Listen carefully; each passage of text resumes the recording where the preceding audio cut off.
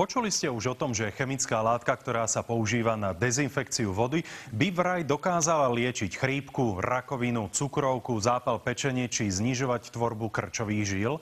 Už aj na Slovensku sú ľudia, ktorí prípravok pod názvom MMS vyskúšali, no vyjadrenia našich odborníkov k jeho užívaniu sú veľmi zdržanlivé.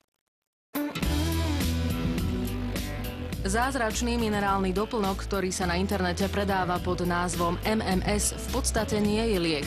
Iba vraj dodá celú vo väčšom množstve tú istú účinnú látku, ktorú používa naše telo na zdolanie mnohých chorôb. Ide o oxid chloričitý, ktorý sa tvorí aktivovaním chloritanu sodného s kyselinou citrónovou. To, čo má liečiť, je teda oxid chloričitý, známy ako prostriedok používaný pri úprave vody, dezinfekcii v zdravotníctve a potravinárskom priemysle. Pri aktivácii tohto prípravku kyselinou citrónovou uniká oxid chloričitý, ktorý je veľmi reaktívny plyn a vlastne ktorý je zodpovedný za účinkovanie tejto chemickej látky. Čiže ničí baktérie, vírusy a tak ďalej, ale nie je dostatočne preskúmané, nakoľko môže poškodiť aj zdravé bunky. Oxid chloričitý pravdepodobne alebo celkom iste zabíja všetky druhy buniek. Samozrejme záleží to na koncentrácii. Niektorí lekári hovoria, že aj môže poškodiť genetický aparát. To znamená, že jeho teratogénne účinky alebo mutagénne účinky sa môžu prejavať až v priebehu niekoľkých rokov, možno 10 ročí. Pán Radoslav Repa s pani Zlaticou MMS vyskúšali. Údajne si vyliečili pľúcne chlamídie či chrípku. Ja som bol v takom stave, že ja som nevedel chodiť do schodov, nevedel som sa postaviť zo stoličky poriadne. Úplne náhodou sa na to došlo, že mám plúcne chlamídie. Som mal aj zapliesnené celé telo, bola oslabená imunita. No a po užití toho MMS-ka najprv som sa bál, keď niekto povie zázračný minerálny roztok, že je to nejaké šarlatánstvo. Keď som si to odkonzultoval s mojimi známymi lekármi a teda vyskúšal som si to, tak mne to pomohlo a pomohlo mi to veľmi pozitívne.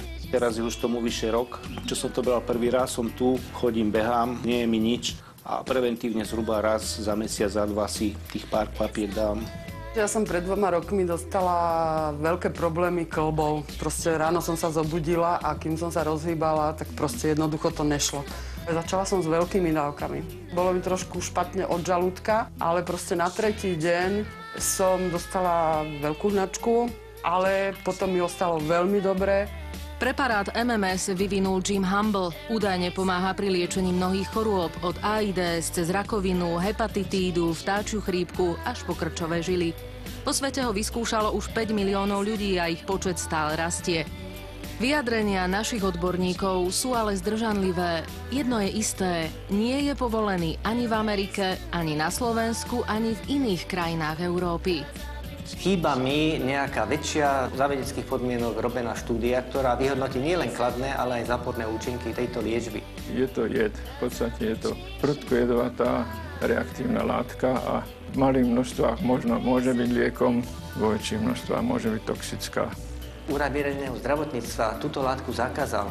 Nie ako liečivo, ale dokonca aj ako výživový doplnok. To znamená, medzi liečivami vôbec nie a ako výživový doplnok je zakázaný.